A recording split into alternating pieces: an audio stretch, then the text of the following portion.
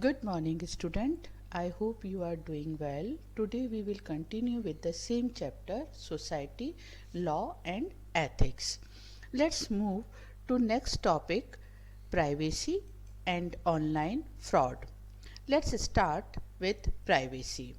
Actually, privacy means information which is completely personal information, and privacy protection means we are providing the protection to personal information given online while carrying out some online activity or transaction.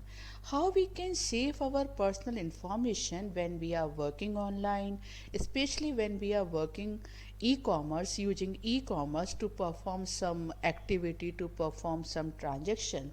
So it is related to a company's policies on the use of user data. So now first we have to protect our data as well as perform the data privacy. Data protection means keeping data safe from unauthorized access. So it means unauthorized user cannot access your data.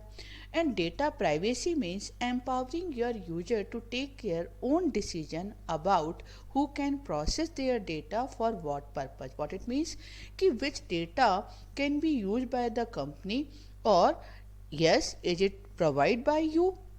So, in an important factor of privacy is the consumer consent. Whenever we are working, we are performing transaction, then it is related to aspect of buying, seller, consumer. Whether the consumer is given a choice to decide what the information can and cannot be used for. Usually, when the proper security system are in place, the user will not mind sharing the information necessary for a transaction to take place. For an example, for the e-commerce, we provide the information like delivery address, card details, name, and we can also provide the PIN number. So these type of information provide the customer to the seller at the time of purchasing online. But you remember it, this information only used for purchasing this product, or the company use this your personal information for any other misuse. Sometimes we can view some checkbox and the written there save your password. So remember it, don't select this checkbox or uncheck this checkbox. Then how to protect the privacy? Now this question is arise if we are working online. Nowadays this is very common to purchase online items, product, or we perform so many activity like bank transaction, transfer money, and payment, bill payments. So how we can protect our data? How to protect the privacy? Password protect everything. Choose a strong password. If you are using on app or online applications, so remember it, always use the password protection. Keep your system virus free. Install proper antivirus program. Be careful at the time of sharing on social media, photos, information, document, post. Before sharing personal information, if you are providing any personal information to any caller, so always remember first you ask why other need your information.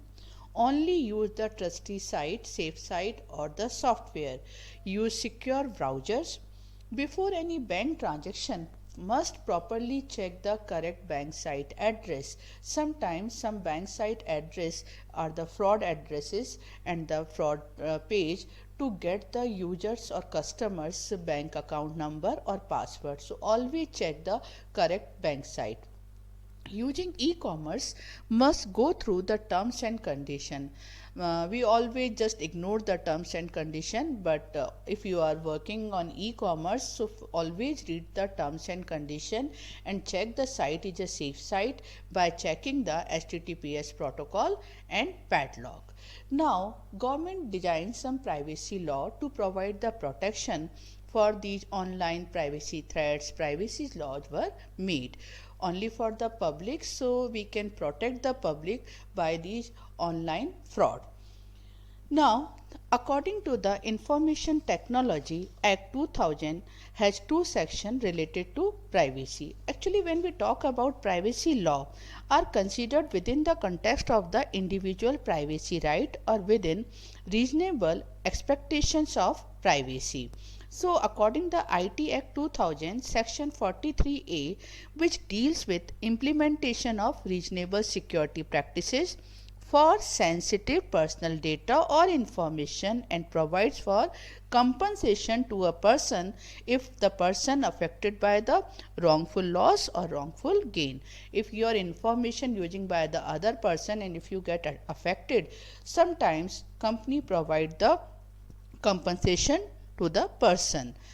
Now, according to the section 72A, which provide the punishment for a period of up to 3 years or and a fine up to 5 lakhs to a person who causes wrongful loss or wrongful gain by disclosing personal information about other persons. So, government provide these privacy law. Now, online fraud. When we talk about fraud, any activity committed using the internet is called online fraud if it is against to any person or any company. So what fraud may be occur? Like non-delivered goods, ordered item not delivered. What it means? Sometimes we request for or order some item on any website, and after ordered, even we have payment do with the help of credit card, but we don't get the items received, and the order sometimes may be possible ki item received but ordered item not delivered. So this is comes in the online fraud. Non-existence company, we have payment like LIC policies or other provident funds. So if we are given some amount for fixed deposit, so must we have to check this company is in existent or not. Sometimes we made payment but that company is non in existence. Stealing information by the companies and fraudulent payment may be possible. While the first two type of frauds can be countered by the setting up officials bodies ensuring the validity of e-commerce companies and promised delivery of goods. It means कि company try कि if the customer ordered some item, so that customer get the exact item, these company try to follow this options कि the customer get the proper items. But when we talk about the stealing information like in credit card frauds, the credit card detail of user are stolen from companies or any activity, then some payments frauds are carried out with the stolen information. The identity theft is also very scary. By stealing someone else's online identity, such as social media handle, email ID, so fraudulent posts are posted or some other malicious dangerous activity may be performed.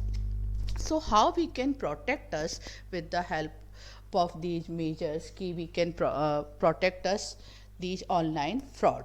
Online fraud and identity theft are huge problem. So we are following some activity to save us, like protect your password. Create different password for each online account. If we are using multiple account, so try to create different password in place of using the similar password for all online account. Debit credit card, try to avoid the debit card. In place of debit card you can use credit card, and better you can use for cash. So use cash most of your transaction in place of using debit credit card. Never give information to the caller. Sometimes we get phone calls ki this is our product and we want to marketing and you can use this product. So try to avoid this type of phone calls. Don't entertain them. Keep your devices protected. If you are using laptop or your mobile phone or your desktop, use antivirus program, firewalls, and also use the password lock on your system as well as on your phone, and keep your operating system updated. But always remember, bank employees will never ask for your password, PIN number, OTP, CVV numbers. It means if you are receiving this type of calls, so that is fraud calls. Use secure encryption on your Wi-Fi at home. If you are using Wi-Fi home network, so always secure encryptions. Don't click on suspicious email, website, link, online excited offers, pop-ups or advertisement. Number of time when we working on internet, we can check the number of pop-ups are automatically open. We get different online excited offers. So try to avoid these suspicious offers or pop-ups. On regular basis, check your bank account.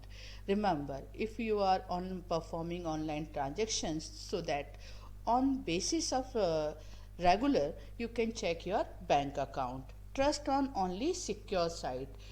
Unsecure sites sometimes offering incredible low prices on desirable items, so avoid them and always try to work on secure site.